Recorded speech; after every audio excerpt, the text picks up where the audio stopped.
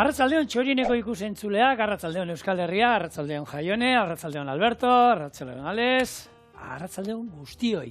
Astelena dugu, eta aste hau fuerte hartzeko, Jaione, klasiko handi batera jungo gara. Bakiguna funtzionatzen duena. Hainbat urtetan da urtetan funtzionatu badu, gaur ere funtzionatuko. Eta zer ingo dugu?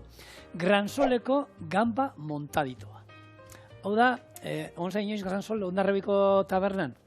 Bueno, izan ziren gurean, eta beraiekin, ez da, hitz egiten da ez da, betiko galdera, ez? Zein da zuen kartatik, ero zuen menutik sekula kendu ezin duzuen errezeta?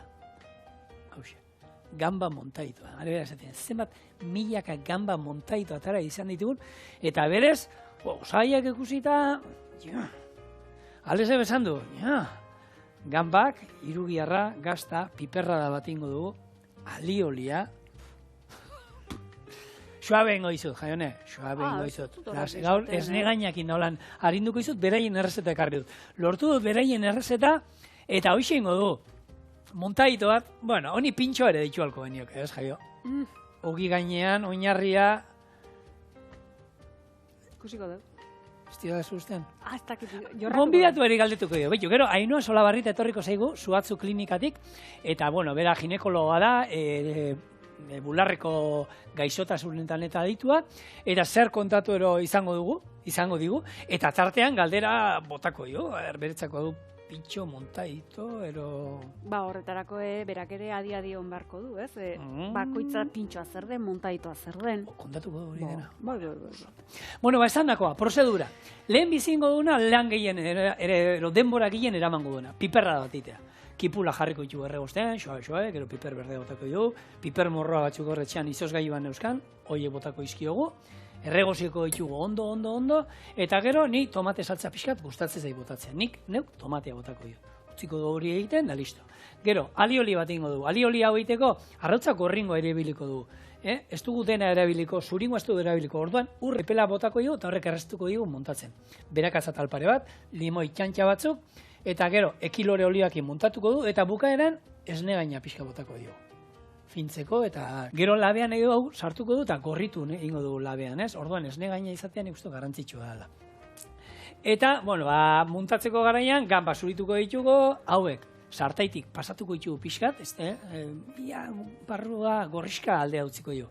Sartai berdinean irugiarra ingo dugu, eta ero muntatzen hasikoa. Ogia, moztuko dugu, txigortuko du pixkat labian, eta jarriko du, ogia azpian, irugiarra, lau gamba, gazta pixa bat, hemen tal gazta, ez da grubier, zuloa duga.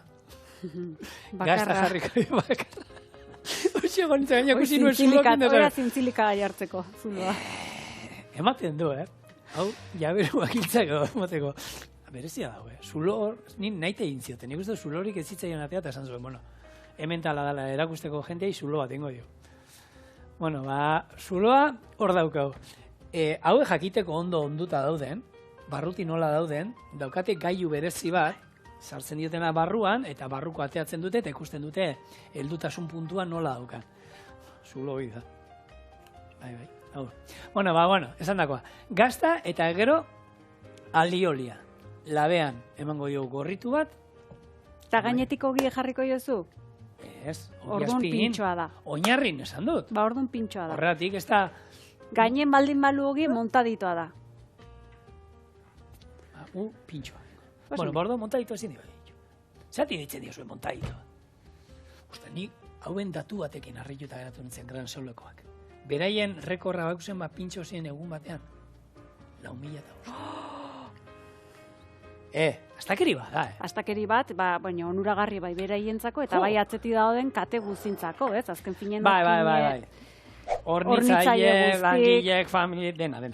Bueno, orduan, esan dagoa, lan hasiko gara. Ipula zuritu, fin moztu, erregosten. 5 minutu da maskinean erregosten, bien bitarten piperra joango naiz erregosten, mozten, bertara. Gero piper morroa, ez dizuen nik piperra bat egiten erakutzeko, ez da? Seguro zuek ni baino bat egiten duzuela. Orduan, argituko du tapa montadito. Bai, ze azken finen, guretzako pintxoa gurea da, ez? Kultura hori, pintxoan kultura oso errotuta dago gurean, baina gertatzen da hemendik gure ingurutik kanpora atera eta bapatean ostalaritzan eskaintza desberdinek egotea, hau da tapa montaditoa, kanapea eta... Galdutzen gara pixa. Neri gertatu zait, adibidez, esango, olaixen ez, teruelan aldera joan, eta pintxo bat edo jango, enuko aperitibo modun edota. Tabernan kanpotik izaten da, erakuslei hori edo barra hori ez, mostradori hori behidatzea, abertze pintxok dituen hemen da. Inunez, ezer. Eta patata? Ezer, inun ez da. Baina sartzen zinen, googleatu, ala ez da, taberna tapatan, beste izar, tapa, ondo de tapak, bakartan idatzita. Pizarran, han aurren idatzita. Edo zer da tapa kasu hontan, ez da gure pintxoa. Tapa ohikoena izaten da edarikin batera ateratzen den plateran gaineko jaki hori izan kakauetea izan patata frijituk, frutu lehorrak, urdai azpikoa, olibak, odena delakoa. Hori, esan litzeke azken finen identitate espainiarrekin lotuta dola edo horren ikur handi badela, eta jatorri baten edo hau sortu izaten dela azken finen gatz puntu horrekin edate, pixka bultzatzeko edo. Bultzatzeko edo, gero, hori da. Gehiago eskatzeko. Hori da, garria emateko edo. Baino, egie da, pixkatonek bilakaera bat izan dula eta gaur egun tapeoaren mundua edo kozinaen miniatura bihurtu dela, sukaldaritza, miniaturako sukaldaritza hori eta horregatik jatetxe batzuk edo kasu hontan taberna batzuk eukitzen du olako karta eskaintza bat, adibidez, muturrak, ez? Muturrak, baino landuta. Nik, hemen, aipatu izan du, nik holan bakarrik ibili izan ez Galizian, Baionan, Galizian dago Baiona, gure Baiona bezala, Baiona herria, kostaldean, oso polita, eta lasterketa batera junginen, eta han, tapana, hori esan tapak, gu baskalduta junginen. Baina, zeuden hartu eta zen nahi duzu, lakon con grelos, de lentejas, albondiga, no sé, baina albondigak, 3 albondiga bakoitza, Eta traguak inan nire, baina, bueno, eta no baskaltzen du gero hemen. 3 tragu hartu denitzen, da, ja, lepo neoen, da, jentia, oin baskaltzera. Nola. Ze baskaldu behar dozu, janda gero. Eta gero euskalduno daukagu. Eta gero hori dago, euskalduno garela hemen, apetitu daukagu. Baina, bueno, hori behin argituta tapeoarena edo tapena, kasu honetan gure pintxorantz etorriko ga, eta gure pintxoa lehenengo eta behin, esan bezala ohituta gaude tabernan olako erakusleio handi bat ikusten eta modu guztitakoak izaten, baina originala, pintxo originala berezkoa da ogixerra baten gainean doan jaki hori eta txotx batekin lotuta edo hiltzatuta edo itxatxita. Gu, kritiko gastronomiko zorrotzak izango bagina eta olako pintxo lehiaketa batera joango bagina, lehenengo eta behin pintxo bat baloratzeko ikusi beharko genuken faktorea hori da, ogia azpin izatea, euskarri bezala txotx batekin lotuta, eta kontuz, garrantzitsuna, 2 hozkadatan gehienen 3 jatekoa izatea. Hori ja, hasi da, badaudet pintxo lehiaketa batzuk, non ja eskatu iten duten hori, ikusten esan, gehiago ja toki askotan juten zen, zulen esan duzu. Sukaldaritza miniatura, norea. Goi mailako sukaldaritza txiki-txikia, baina zu bota berzen nion nitrogeno pixkal, gero ez dakizan, eta ez. Ja, askotan esatera, oinarri bat, ez duela zetan ogia izan behar batzutan, esku batean pintxoa eta bestean edatekoa. Eta kaz, listo. 2-3 bokautan jatekoa eraten zauden bitartean. Hori, hola, zinez aldarrikatzen duen pertsona gurekin izan zen kritiko gastronomiko handi bada, eta, bueno, kazetari gastronomikoa ere Jose Mazpeitia. Eta, bueno, egia da.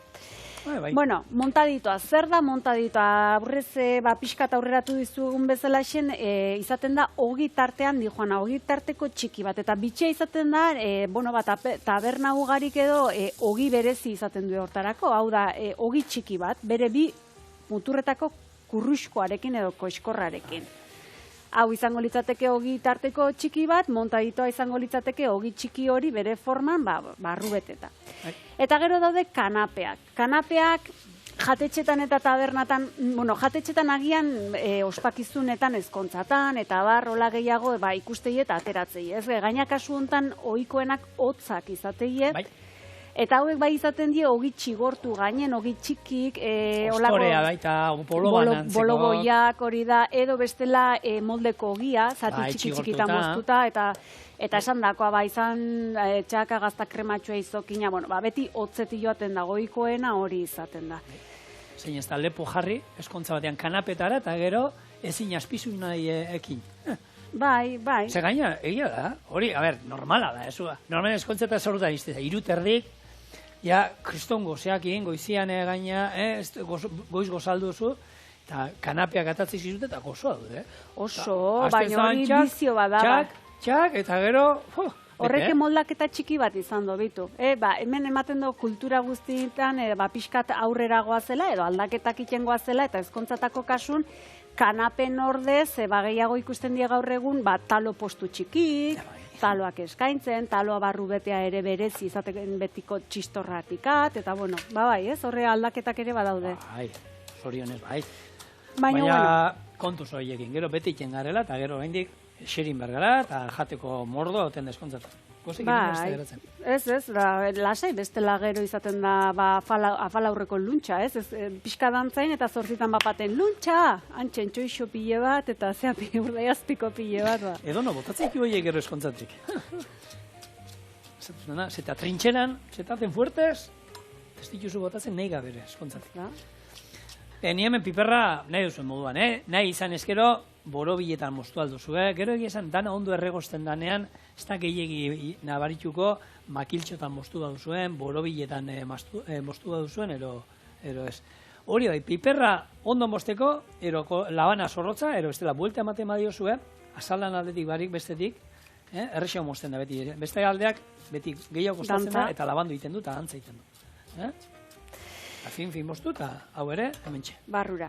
Ongi, aipatutako mokadutxo guztiok aman komunen aldagai edo faktore bat baino gehiago dauzki eta lehenengo eta behin da gastronomiaz gozatzea, azken finen jan dezakezu edo probatu dezakezu mokadu txiki bat, gero beste bat, eta hola, otordu bat osatu. Beste alde batetik bizitza soziala edo burutzeko edo izan daiteke pintxopotea, eta ez? Eta bestela ere izan daiteke aldi batzutan edo noiz behinka edo otordu bat ordezkatzeko. Norrez da ibili korrika eta presaka eta bate, pintxoa jan eta listo, olakoak ere gertatzeie. Biru pintxo eta janda baskalduta zau, Hori da. Baina, faktore guztiok ere aman komunen beste gauze bada dauki eta da denbora.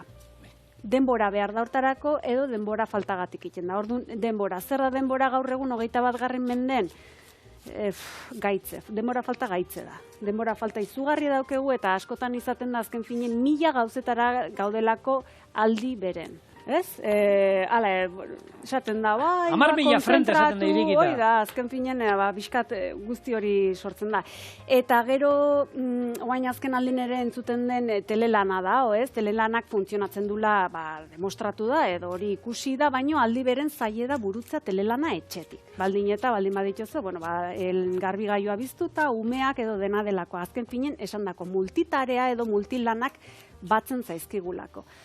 Honen aurren, metodo berri bat edo jarri digute eskura. Ez da gaur sortutakoa, atzo ez dare, guain 6 bat urte edo sortu zen, baino, pixkanaka badoa ezagutzera ematera eta gure ganantz esan genezake. Bakizun nola izan nahi duen metodo berri honek? Float time. Flow, ze? Float time. Eta float time ez da flowa izadea zabe, Flowa beste osati, txantxo, terreno etorreza.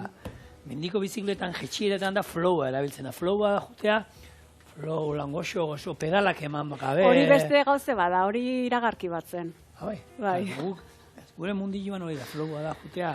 Bale, posten naiz hori esaltea, zeren, pixkat azalduko izu zer den flow time-a. Flow time-a da, esan genezake azken finen lanari etekin ateratzeko konzentrazio bat bilatzea. Zehazki, zehatz-mehatz, esan da flow hitzak psikologian, esan nahi duna da zeregin jarduera edo ariketa bat egiteko garaian erabateko konzentrazio mentalean murgilduta egotea. Uneko hor. Eta zu descensoan edo berakan nolaz, ez zoaz, hola baizik eta superkonzentratuta aiarri bat, aiarbazta bat. Askotan pilatu itezaizkizu, aiak. Esaten dena zoaz bideratuta hau da fluidamente. Ala nola. Bueno, teknika honek edo metodo honek daukena ardatz, besteak beste da konzentrazio mental hori eta gehien bat errendimentu goreneko denbora osatzea, bai? Hori da bilatzen dana. Erderaz esan da, tiempo de máximo enfoque y rendimiento. Hori behar da.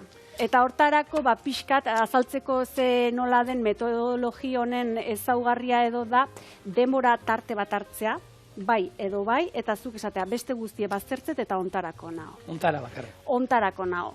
Baino, esan behar ere, hau beste batetik datorrela, Pomodoro izena duna, eta Pomodoro zen olako zikloak osatzen ziren, 30 minutukoak. 25, egon behar zen super konzentratuta, edo egon behar dezu super konzentratuta, ordutegie jartzen da hortarako, hau da, ordulari bat jartzen da bere alarmatxoakin, 25 minutu lan hortarako zaude, eta 5 minutuko atsedena daukezu. Eta hori bete inbar da, Pomodorokin, bai? Eta ziklokin iten die taulak, adibidez, 4 ziklo die 2 ordu, eta zuzaude hor. Eta hori nobera jartzeko, enpresatan sartu izan du, Bai, sartu izan du, eta horregatik Pomodoro da derrigorrezkoa, eta hori burutzen duenak, agian oztopo batzu bilatu dezakete o ditzakete, kasu honetan 25 minutu hortan superkonzentratuta edo aktibo eota, eta bapaten, atxedena, bale, komunera noa, uredat, eta ez dakizat. Eta aina respeta orduan izan behar da. Raka, hortzen txak. Hori sukalde batean ezin, pentsatzen nintzen, nire lanera, sukaldaritzara pasatu, sukaldaritza, nik hori zemat aldi, enpresatan, nire laguna gartu, eta bai, guk, sirena joten duenen 8 ordura, utzi gauza danen moduan, da urrengo txanda dator, eta martxa etxea. Hori da. Sukaldaritza munduan ezin da. Hori, hor, Los Simpsonen olako sarreran edo ikusten da, ez da, baten uin, eta, bueno, hemen jartzen zaio onako... Eta harrikin digoa, etxea, bueno, olako ikezta gertatzen egie esan. Eta esan bezala, bueno, goazen flow time-ekin, eta honek aholkatzen duna da 10 minutu eta 90 minutu bitarteko lako konzentrazio denbora bat hartzea, baino malgu ez, zuk pixkat antolatzea. Konzentratuta baldin mazaude, hor jarraitzea, eta alderantziz, pixkat dispertsatuta edo ez baldin mazaude edo nekatuta, ustea. Horrein esan dezakezu, baina bakizu zer den, hau pertsona norbera disiplinatzeko izan daitekela olako, esan dezakegu beste bigarren metodo bat edo beste olako lan polit bat. Zergatik, badelako jendea itenduna eta aholkatzen da gaina horitia, zuk apuntatzea, ez? Gaur hainbeste denbora ondu naiz, konzentratuta ordu ontatik kontara, eta hainbesteko deskantxu edo atxedena hartut. Apuntatu. Honekin grafika batin. Eta honekin nik badakit eguneko zein ordutan nahoen produktiboen. Edo bekio funtzionatzeten. Edo atxeden hortatik zenbat kosta zaiten berreskuratzen konzentrazioa. Eta honen arabera imaginatu enpresak esaten dizola, edo zuzero herri autonomoa izaki, edo ez, lan bat atera berduzula. Dauket hau, proiektu hau inbarra, kriston lana da, eta nola antolatuko naiz, grafikoari tututu, goizeko 6etan nau, aktibo. Venga, txak, hor jarri lana. Gutxi gora bera hori da flow time-a. Eta esan bezala, norbera bere burue disiplinatzeko, nik uste oso ongi da, hola, azken zinen. Komentzitu no? Bai. Bai. Orduan, hori bai, egun batean hartu hartu lana, hori ez, eitxeko, hori egunero ezin dozu. Autoezagutza, egunero bai, azken finen hori da, egunero. Bai, baina nahi dut esan, estadistika hori ateatzen, ez? Noiz nahi zen... Hortarako behintzat hilabete batekoa, edo bilabetetako zerrenda bat osatzeko, bai, imaginatu, bilabetetan praktikan jartzet, eta hau inda, nik nire burutik emaitza hauek atera ditot. Hortarako esan bezala multilanak baztertu, olako despisteak baztertu, mugikorra, baztertu, labadora ez jarri, hau da. Oskailu bai, kandagoa jarri. Etxean lan egiten dut, oskaiura besti, bestela negabe. Hori da, hau gehien bat hori da, pixkat etxean edo bulego itxi baten, gaina guain coworking ere modan da, coworking zer da, olako bakoitza bere bulegoa alkilatu edo hartu beharrean, nola, esan genezake, izaten die zentro batzuk, non zuzure tokitxak. Bai, Durango bada olako batzuk, Eta hola, ezberdina, eta... Ez zaude baldintzatuta zure espazio oso bat azken finen alokairun hartzea. Bai. Eta gaina hori, eta etxetik ateatzen za, etxean badago jende bat, esan, azkenian lanakin nazten da, eta Bai, edo liburutegi, herri txikiteako liburutegi gaina oso prestatuta daude hortarako, handitakoak ere bai, bueno, azken finean, beste korronte berri batzuk, garai berri moderno eta denbora gutxiko hauetarako. Bale, bueno, hoi dana esan da. Piperra da badoa, pixkana, olio pixkat gehiago botako diot, gatza bota diot lehen, eta gatzarekin egiten duena beti askartu egiten du erregosketa hori, olio pixkat gehiago behar dau, tantatxo bat. Eta hoen, piper berdea utziko du 3-4 minutu hemen erregosten, piper morro bat botako dio. Eta ja dana utziko du hemen emeki erregosten goxo, eta bukaeran tomate saltza. Tomate saltza bat eindakoa danez, gero 3-4 minutuko irekin aldi batekin nahikoa izango luke. Gatz puntuan da jarri, eta listo. Eta hoen jongo naizena da, bien bitartean, alioli egiten. Hortarako esan dagoa, zurituko ditute berakatzatalak, hauei, barruko bihotza o zurtoia kenduko diet, hori da, azkenean biziena. Eta, bueno, ikusiko zuen, alioli errez bat ingo du. Jarriko dut hasieran limoi txantxa batekin, urrepelakin arrautzako ringoa, eta gero ekilore olio pixka bota, gatza bota, eta gero ja botatzen jungo naiz ekilore olioa behar ala. Ekilore olioa erabiliko dut kasu honetan. Azkenean igual oliba olio txantxa bat botako dio baita. Normalean nik mahonesak eta iteko nahiago izaten dut ekilore olioa, sabore gutxia dauka. Oliba olioakin bakarrik egiten bauzue, nahi izan ezkero erdi eta erdi erabili. Bakarrakin oso fuerte ateatzen da, oliba olioarekin bakarrik. Iezan, ali originalak hori erabango luke, ez? Oliba olioa eta berakatza, beste ezerrez. Gatza. Eta gatza, hau faltzua izango zen. Baina, bueno, sasi, guri gustatzen ezken. Orokortuena hau da. Bai, azken finean, orokortuna zergatik, ez? Bai, saltzaik zarrenetakoa da alde batetik.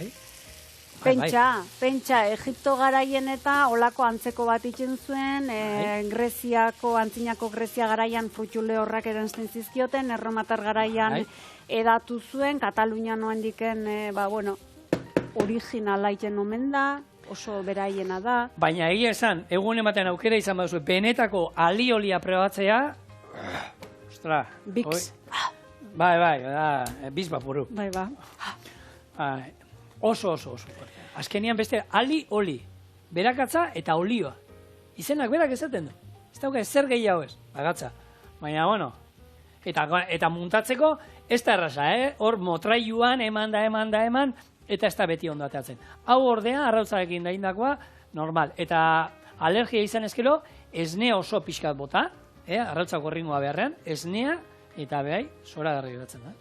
Hoxe zoragarri. Hola, egunero hoxe jateko gogoa piztuko litzeke. Gutxi gehiago, ez, azkenen? Aliolia neurri, antzazu. Bai. Dena bezala. Bai, dena bezala, baina zu bapaten kristoren antojoa daukezula olako alioli badastatzeko edo zer. Emango zenioke zure buruari baimen hori, probatzea da. Antojoa da. Antojoa da. A ber, antojoa beti, emakume aurdun da hola, ez da izan, guk zer, gizonak izan ditugu antojoik izan. Nik antojoak egunero dauzkat. Txokolate moduan, asetzen ditut. Bai, ni gehiago txokolate aldera botatzen. Bai, eta guain izango duzu, bai, magnesio faltagatik, badakizer, betiko aitzakik. Bueno, gustatzen zaigu. Maite dugu txokolatea. Eta listo. Baina, bueno, bai, egiena... Bai, badao zeren, eta antojoena mundu oso bada, eta horra aitzakiak erabiltzen die, gehien, aitzakiak. Bueno, ez duzuena dago ikusi, izan dugu hemen, bihotza eroa surtoia, hau da, izango zen. Hau izango zen, berakatzai indarra ematen diona, ero gora etortzen zaiguna, erditik kentzen diozue, nik etxean ez dio kentzen, baina gaur suabea holan lasaizo. Gaban eta zaporea hartu nahi dudalako, kendu ingo diot, baina bestela espai zuek entzen, zeuek. Antojo. Bai, bueno. Antojosa. Ba, hoxe, azken... Antojosa. Zu izan zen ikon orduan adien antojo, getan lan jaio? Eta gogoratzen zagolan ero... Bai, a ber, guazen sakontzea, azken finen, zer da, ez, antojoa, esaten da gorputzen seinale bat dela, bueno, falta zeizun hori, eskuratzeko, adibidez esan dako, ni txokolatea magnesioangatik ez dakizer, badakizer.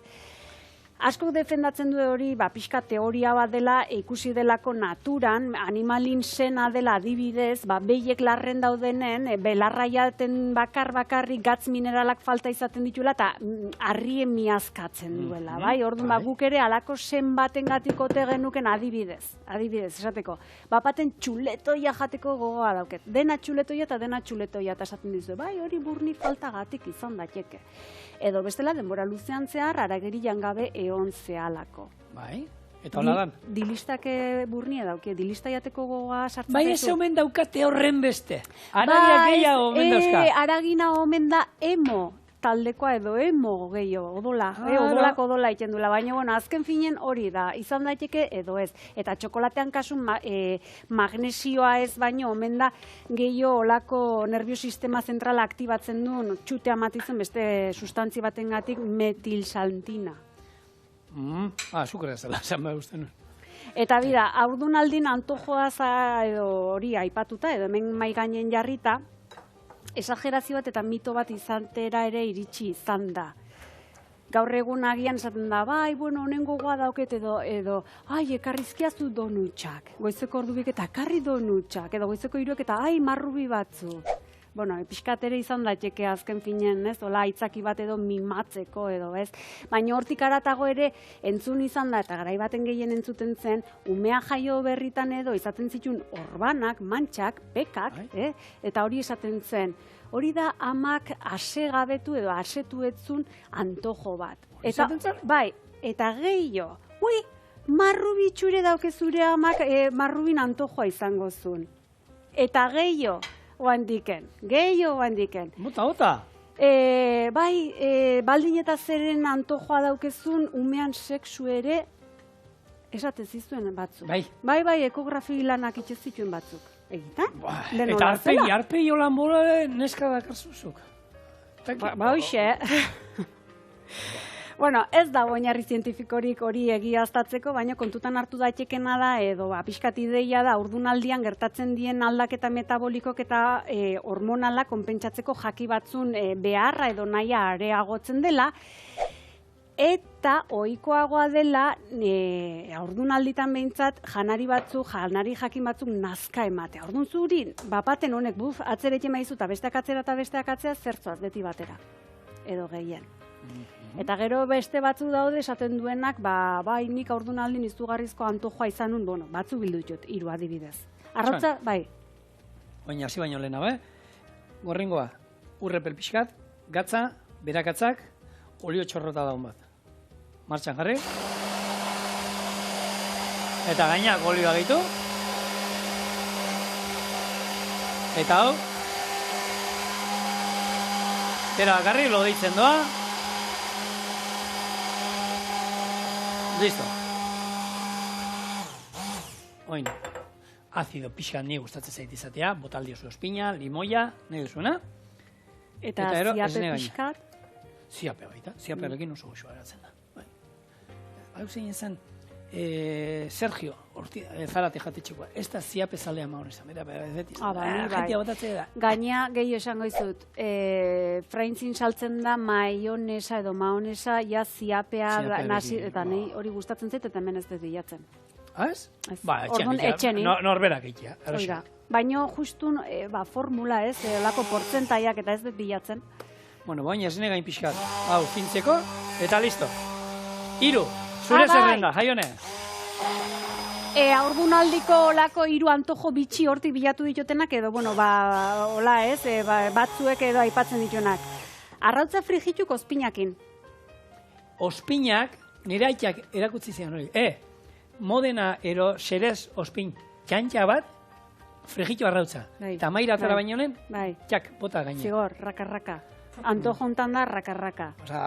Bai. Daiola. Bai. Ez. Bueno. Tantza batek altzatu ikendu. Beste olako antojo berezi bat, txokolatea patata frigitukin, hau da, patata frigitu, txokolatea patata frigitu, krask. Hau da zerrenda batetik bereziak eta dituzena, hau, benetan. Bai, eta olako mile daude, baina nahi irudituz ez Hombre, ditenak bai, juriziko lentzun da beneukan. Hau antojotik epasaikia, baina, bueno, beste bat gaietak, maionesakin. Ba, hau da, lehen nola zan Robin Hood zerrikerin tarte hortan sartzeko moduko errezetak. Ez dakit, bueno, bida, ez da parraiki aldea, ez da inorri iraintzaldea, zeren eta azken finen olako baten aurrean, zein ez, bueno, alata guztiz ere, zuek, olako zeoz sorkuntza berezirik imaldin baduzu zuen apetatatik eta abiatuta idatzitxorien abildua puntu eusera, eta lasai sekretupean gordeko txu, baina gure zerrenda areagotuko du.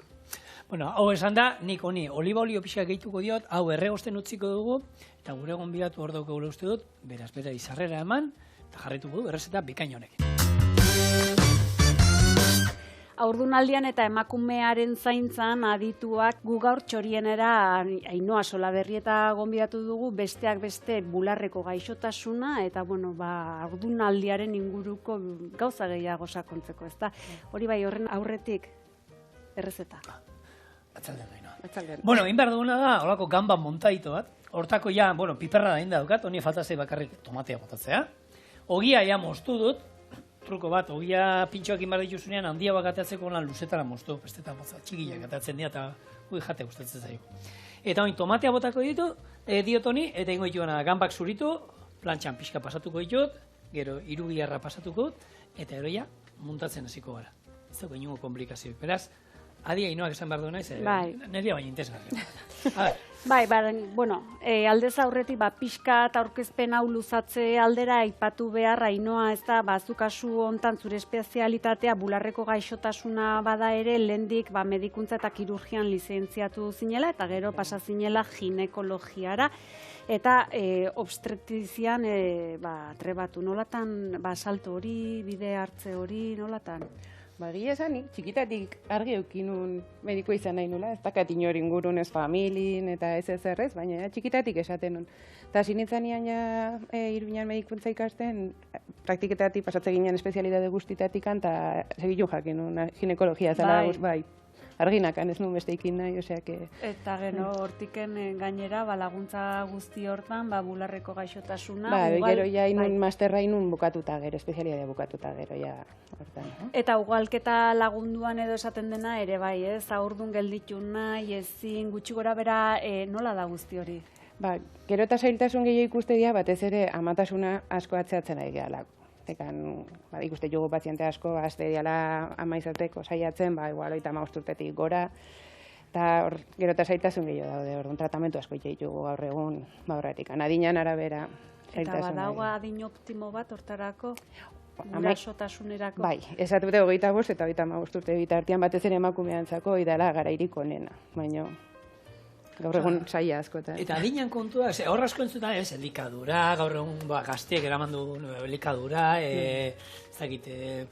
drogak, beste faktore batzuk. Baina adina da gehiago. Emakumetan bai.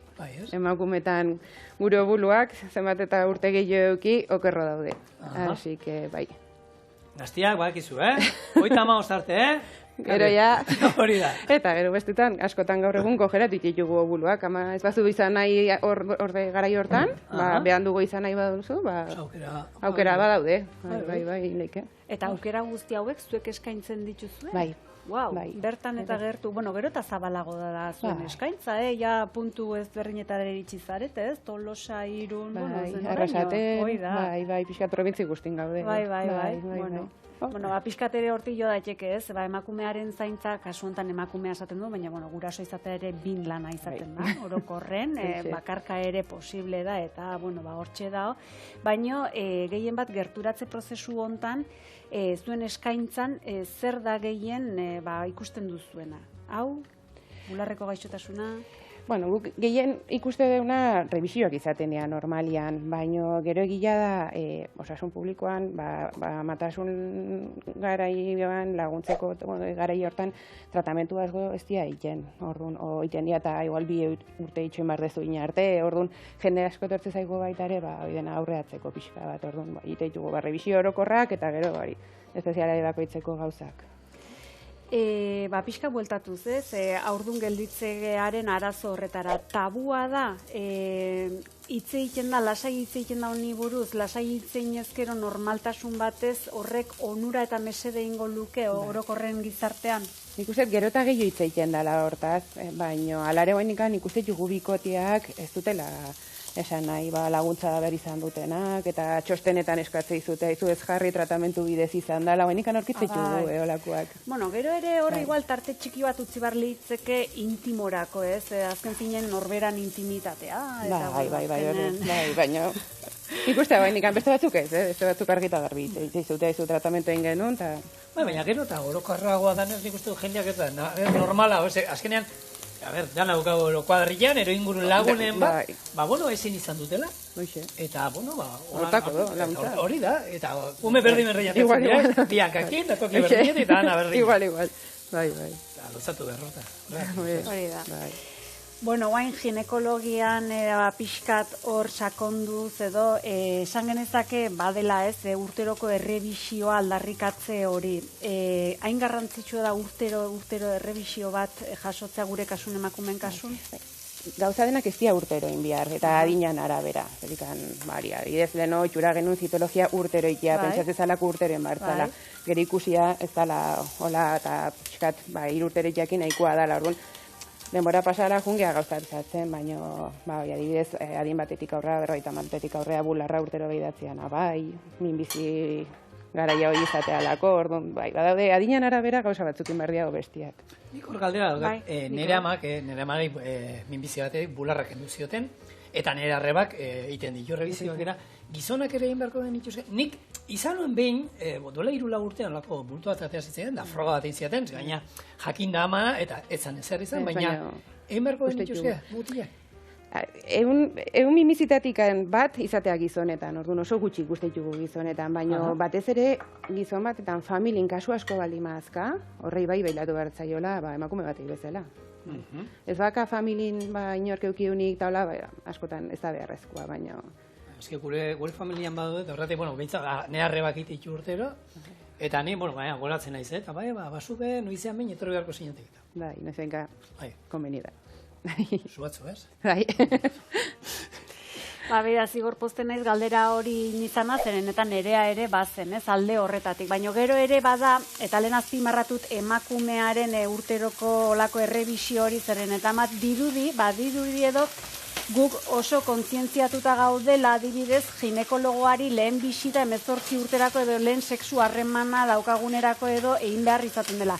Mutilekin ez da horrela izaten, honek aldatu beharko luke, beraiek ere azkenen, minbiziarena, hor estatistika daude, baina sexu harremanak eta bien gauze da ere. Bai, eta gaixotasun asko daude adinoetan, zergatik bere izten da emakumeari errebisioak urtero zitologiak eta gizonezkoa pixkat bazterren izten da. Nik uste gehiagoin beharko litzakela, eta askotan. Baina normalian gizonezkotan ikusea sintomak dazkatenean. Ez gu bezala errebisioak itea. Kontzientzia aldaketa bat beharko litzateke hemen, deialdi batin. Batez ere, hori zekan gaur egun sexu harremanak asko aldatu dira, bikote gehiago eukitze dira, gazte dira, orduan horrengatikan gaixotasun asko ikiste ditugu baita ere, orduan hori ere kontuan euki beharko genuke eta gizonezko frogak egin berdin, beraiek ere 18 urtetatik edo ja bisitatzen hasi, noizbeinkakoa bederen. Berez harremanak bali maituzte, bai. Hori da.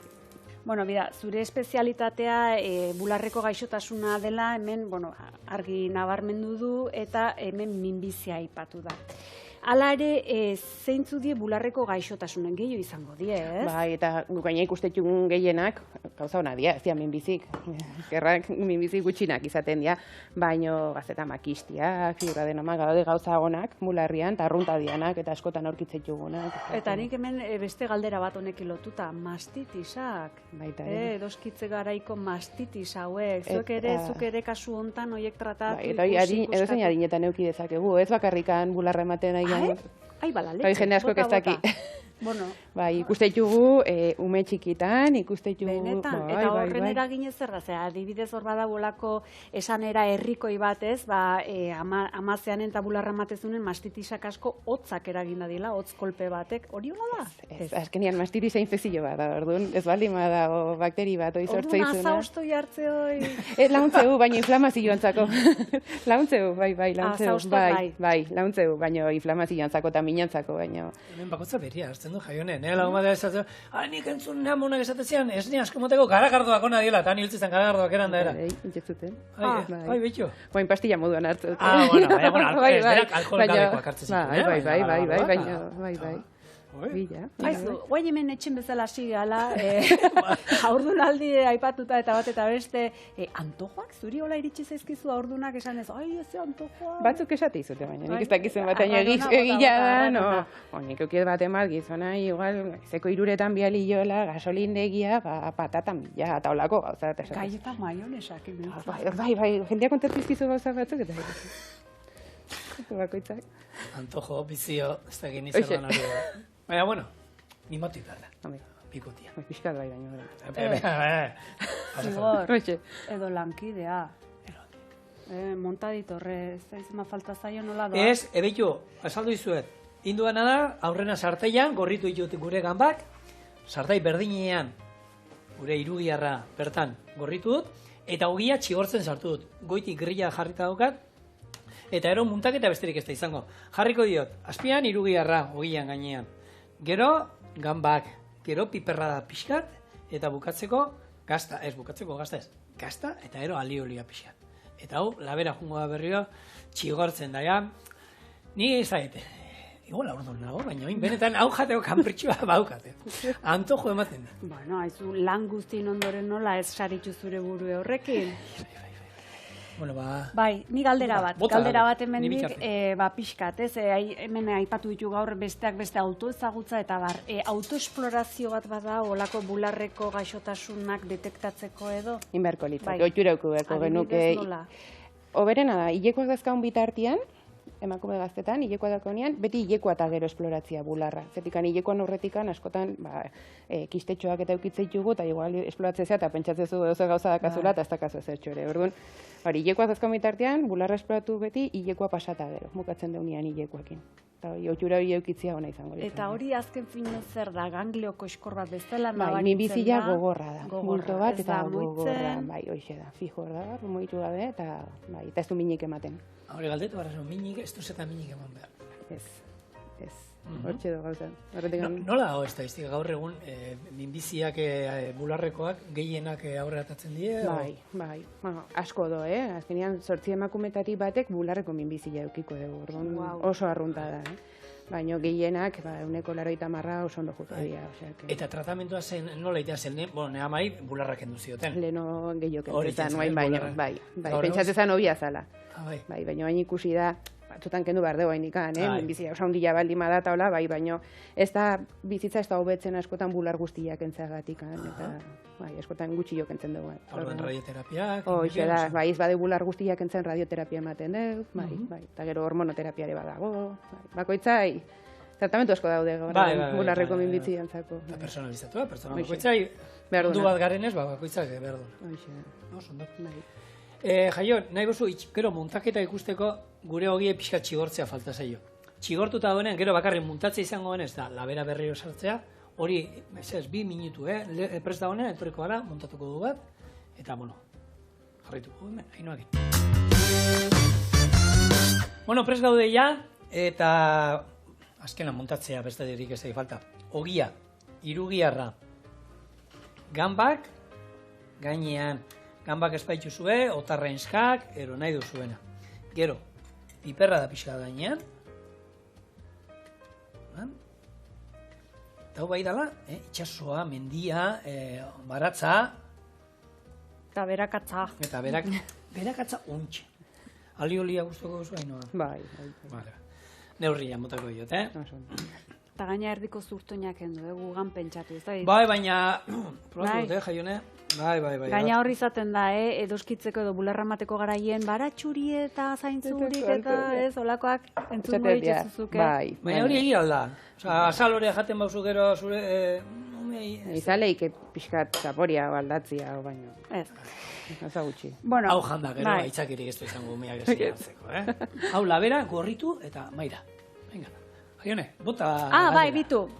Edoskitza aipatuta, bularra matea aipatuta. Horri izaten da aldaketa handi bat, aurdun gelditu bapaten bularrak forma aldatzen du, haunditu itxie, gero zea, bueno, nola da, zuk azaldu pixka? Bai, gehientan bai, ordunaldi naziten da, bularra, prestatzea alako, gero bularra eman badeu emateko.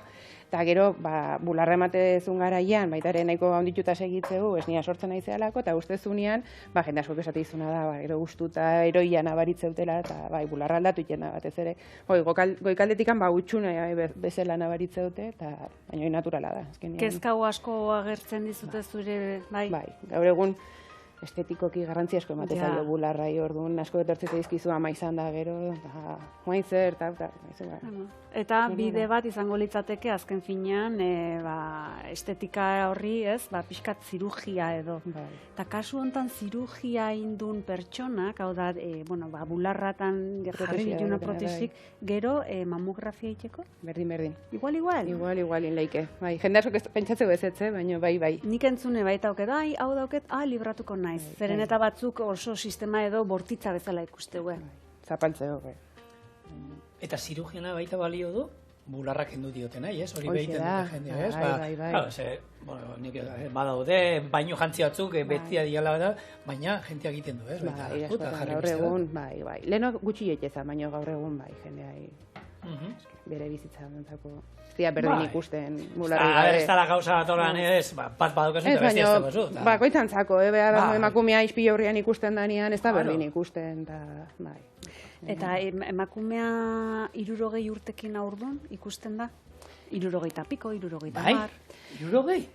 Espainian, ez da legala, Espainian leizke tratamenduak 50 urte ina arte, baino badaude kasuak eta ikusitugu batez ere estatu batuetan taula iten dira. Batzutan bai. Hume horrek amona bat altxona izango ditu jaiotzen danean, titu izango, Bueno, negeio bururatzen zait azken finen, pertsona horre pasako duen prozesu ezeaz, hormonatzea izango da, gorputzeri gaina, nik uste paliza ematen diola, ikuste ez badakit, paliza ematen, orduan alde batek kriston paliza ematen gorputzeri. Ez da berdin prestatuta gorputza maizateko. Baina, igual psikologikoki bai kasu hortan, ez da? Bai, baina bere zailtasunak izate dituzte. Baina, gauze azken finen labur bilduta da medikuntza, esan oso aurreratuta daukegula, eta horri esker beste hileike. Adozioan aldeko inguruke gehiago. Badaude, asko. Baina, hori da. Adinean be adozioan, edo no kartu aldo, horre igual adina. Ez, gurasoen adina geota zarrauak izan, umeak haundiguak ematizkile ere, bai, orduan, adin horrekin, igual ematizute... Amarrekoa, ero, bale. Oso ondo, gurea monta ditua, labean dago, gorritzen denean, jatera, ez duko beste, ez apaindu, ez ezer, pintxo bat da jaionen lehen esan duguna, esku batian pintxo bat, eta bestian ura. Gran sol, ura.